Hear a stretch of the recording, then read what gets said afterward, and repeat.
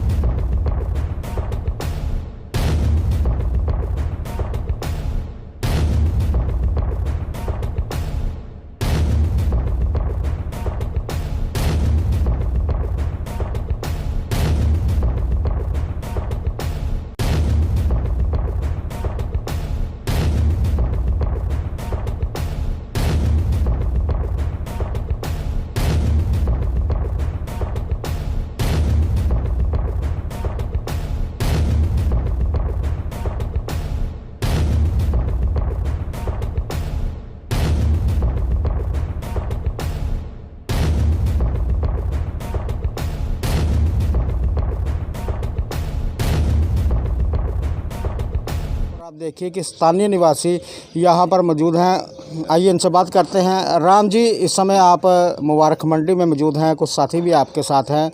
कैसे देखते हैं इस मुबारक मंडी में जिस तरह से यहाँ पर कार्य चल रहा है और जो यहाँ पर बन रहा है, जो नहीं बन रहा है, उस बारे में बताएं। देखिए, मुबारक मंडी हम सब का एक जम्मू निवासियों का बहुत ही ड्रीम प्रोजेक्ट है और ये ऐतिहासिक स्थान है जहाँ पे महाराजा की ये धरोहर मानी जाती है और जम्मू की शान है। जब हम यहाँ, क्योंकि हम इसके नज़दीक ही चौगान सलाथिया मोहल्ले में रहते हैं सभी, तो जब हम यहाँ से गुज़रते हैं तो हमें बड़े शर्म महसूस होती है कि जो हमारे पूर्वज हमें दिखाते सुनाते थे और पिक्चरों में और फ़ोटो में भी देखा है, उस मुबारक मंडी को और इस मुबारक मंडी को देख के हमें रोना आता है। और जो इस पे काम चल रहा है वो कछुए की चाल चल रहा है। और विभाग जो है, हेरिटेज विभाग है, जो हेरिटेज मुबारक मंडी सोसाइटी है, और इसके ऊपर टूरिज़्म डिपार्टमेंट है, इसमें फ्लोरिकल्चर डिपार्टमेंट है, ये सब के सब आंखें बंद करके बैठे हुए हैं। और काम कहीं पे बंद है, कहीं पे 10 आदमी लगे हैं, कहीं पे 50 आदमी लगे हैं। क्या इससे हमारी मुबारक मंडी बन पाएगी? बिल्कुल नहीं।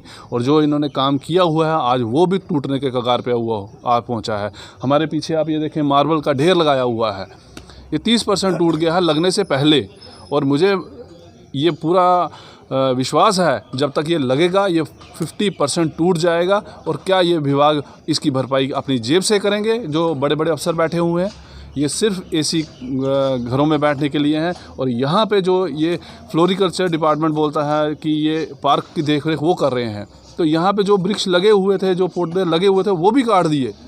माली यहाँ पे दिखते नहीं हैं, घास यहाँ पे दिखता नहीं, पानी की व्यवस्था यहाँ पे नहीं। फाउंटेन, हेरिटेज फाउंटेन है, उनकी अगर हालत देखें वो घर के जो टब होते हैं उनसे भी बदतर है। राम जी, आपको क्या लगता है कि मुबारक मंडी में हाथी के दांतनुमा विकास हो रहा है, दिखाया कुछ जा रहा है, किया कुछ जा रहा है? बिल्कुल, आपका ये बिल्कुल जो मेरा प्रश्न, आपने जो प्रश्न पूछा, इससे मैं बिल्कुल 100% मुतफिक हूँ। क्योंकि जब यहाँ पे कोई वीआईपी मूवमेंट होती है, जब हमारे हेरिटेज में यहाँ पे आते हैं मनोज सिन्हा साहब, लेफ्टिनेंट गवर्नर साहब आते हैं, या चीफ सेक्रेटरी साहब आते हैं, यहाँ पे दोनों साइड ग्रीन कारपेट बिछाए जाते हैं, चूना बिछाया जाता है म्यूनसिपैलिटी की तरफ से।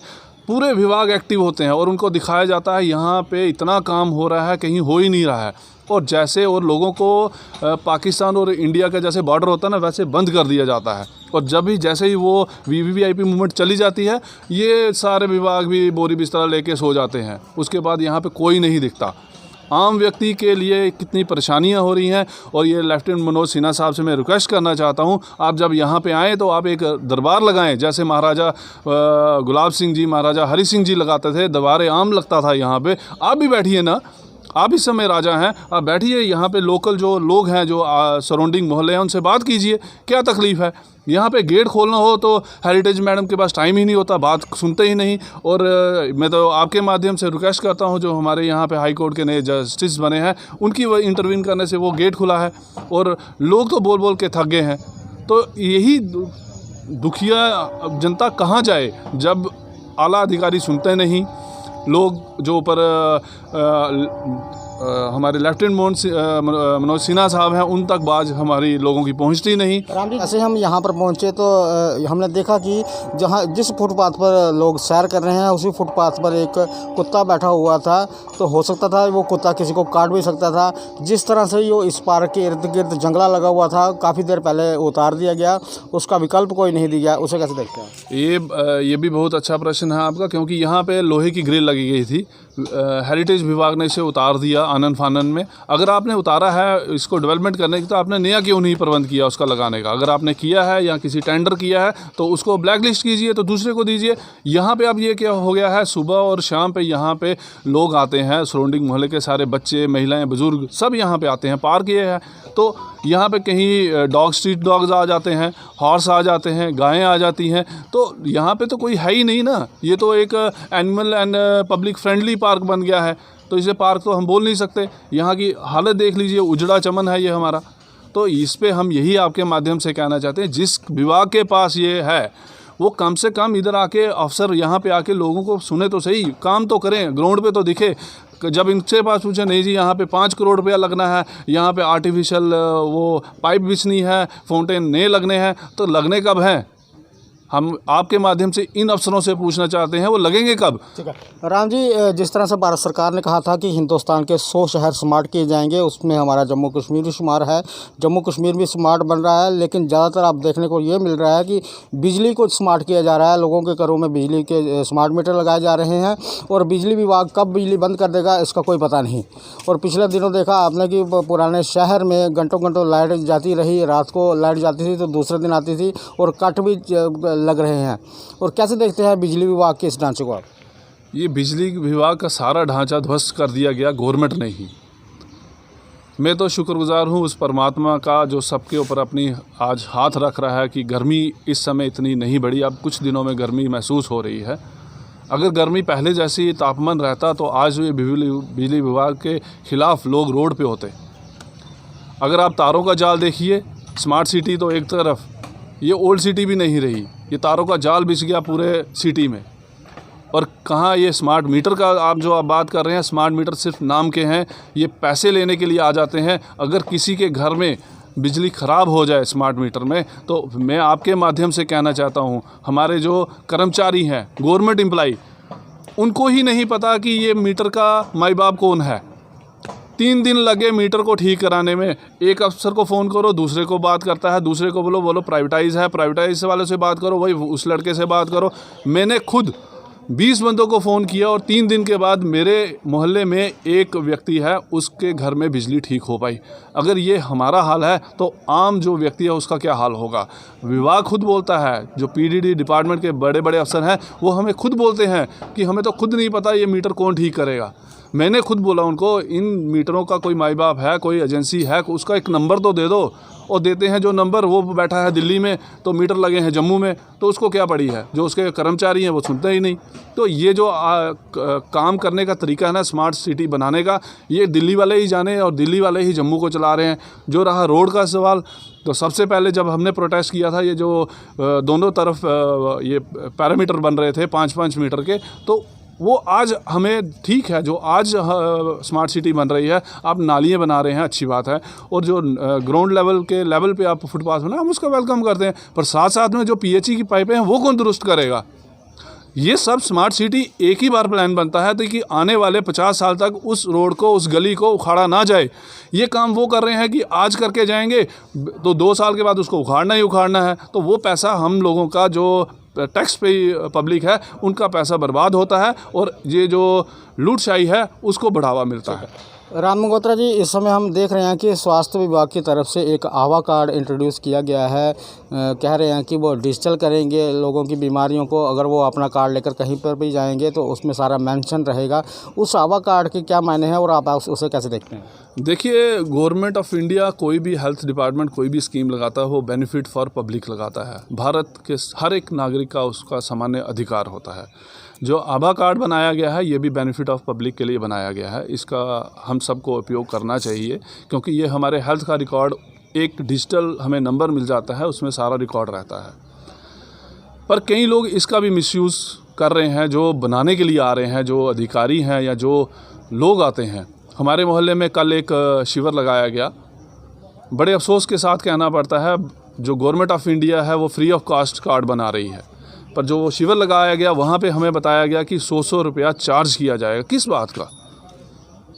हमें बताएं ना, या तो गवर्नमेंट का रिटर्न ऑर्डर दिखाएं हमें कि 100 रुपया आप हम प्रत्येक व्यक्ति देगा और वो कार्ड मिलेगा। उनके पास जो आए बैठे हुए थे उनके पास कोई रिटर्न नहीं था। हमने जो कार्रवाई की मोहल्ले वालों ने वो तो की और वो वहाँ से शिविर हट गया। कहने का मतलब है कोई भी हो इसके पीछे, पुलिस विभाग को एक्टिव होना चाहिए। पुलिस विभाग को ये जो 2 नंबर के जो काम चल रहे हैं इसके पीछे, उसके ऊपर सतर्क रहना चाहिए, क्योंकि ये benefit government of India direct public को दे रही है। तो जो अधिकारी हैं उनको बीच में आना चाहिए। मैं आपके माध्यम से कहना चाहता हूँ पूरी वार्ड नंबर 1 की जनता को, हम बड़ी शीघ्र जल्दी संडे को कैंप लगा रहे हैं फ्री ऑफ कॉस्ट। आप आइए, वहाँ पे आपका डाउनलोड फ्री कीजिएगा। हाँ, जिसने इसको लैमिनेशन कराना है वो कहीं पे भी करा सकता है। हम जो कार्ड देंगे वो बिल्कुल फ्री डाउनलोड करके उनको दे देंगे। तो मैं यही कहना चाहता हूँ आपके माध्यम से कि सब लोगों को एक हो जाना चाहिए, किसी के आश्वासन पे नहीं आना चाहिए, और जो एडमिनिस्ट्रेशन है उसका दरवाज़ा खटकाना चाहिए। और जो ये लीडर लोग हैं, ये जो झूठे वादे करके चले जाते हैं, इनको झुझोड़ना चाहिए। जो जम्मू की जनता के साथ विश्वासघात कर रहे हैं, आज जो जम्मू के ठेकेदार बने हुए थे, आज वो कहाँ पे हैं? क्या उनकी आवाज़ आज उनकी सेंटर में उनकी सरकार है, जम्मू में यूटी लेफ्टिनेंट मनोज सिन्हा साहब उनकी सुनते हैं, तो फिर उनका मसले क्यों नहीं हल होते?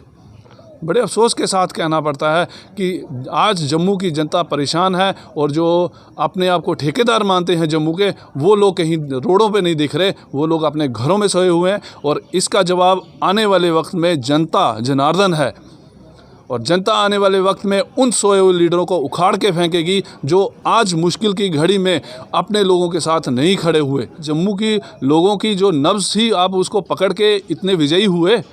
आज जम्मू की जनता आपको रो रही है, हर एक घर आपके लिए रो रहा है कि आपने हमारे जो न्यू जनरेशन है उनकी रोज़गार के लिए कुछ नहीं किया। व्यापारी वर्ग रो रहा है, आपने हमारा व्यापार ठप कर दिया।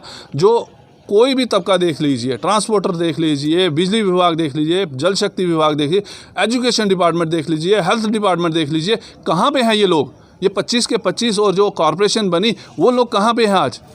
ये तो बिल में घुसे हुए हैं। और लोग जो जनता दर बदर भटक रही है, आज आप रेवेन्यू डिपार्टमेंट में चले जाइए, कहीं बोलते हैं डिजिटल बन गया, डिजिटल बन गया। तो डिजिटल में काम फास्ट ट्रैक पे चलता है कि स्लो ट्रैक पे चलता है? एक नकारा कोई कागज़ लेने जाना हो, डिजिटल आपने कर दिया, ऑनलाइन कर दो, तो वो ऑनलाइन में आपने बोल दिया 10 दिन में। मैं आपके माध्यम से बताना चाहता हूँ, BPL कार्ड इन्होंने, BPL किसको दिया जाता है? बिलो पॉवर्टी लाइन को। अगर वो कार्ड बनने में आज 8 महीने लग रहे हैं, तो उस व्यक्ति को राशन कौन देगा? ये बड़े बड़े अफसर उनके घर में पहुंचाएंगे। वो आप जैसे, हम जैसे सेवक जो हैं वो उनके घर में राशन पहुंचा रहे हैं। पर ये जो अफसर हैं, आज आप माध्यम से मैं बोलना चाहता हूँ, DC ऑफिस में जाइए, फाइलें पेंडिंग पड़ी हैं, कोई BPL कार्ड नहीं बना रहे। और जो बना रहे हैं वो फिर जो कोई ऊपर से फ़ोन करते होंगे उन्हीं के बनते। आम व्यक्ति आज परेशान है, और आज रोड पे आग उबल रही है। ये अंगारा कब सुलगेगा, ये आने वाला वक्त ही बताएगा। और आपने देखा कि इस समय हम जम्मू के वार्ड नंबर 1 में मौजूद थे, और ये स्थानीय निवासी हैं, कुछ बुद्धिजीवी हैं, और राम मगोत्रा जी, उनके बारे में बता दें कि ये कांग्रेस पार्टी से भी ताल्लुक़ रखते हैं।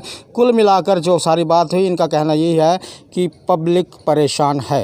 ये सारा चलचित्र आपने रफ्तार जम्मू के माध्यम से देखा। आगे भी देखते रहें रफ्तार जम्मू। जय जम्मू, जय भारत।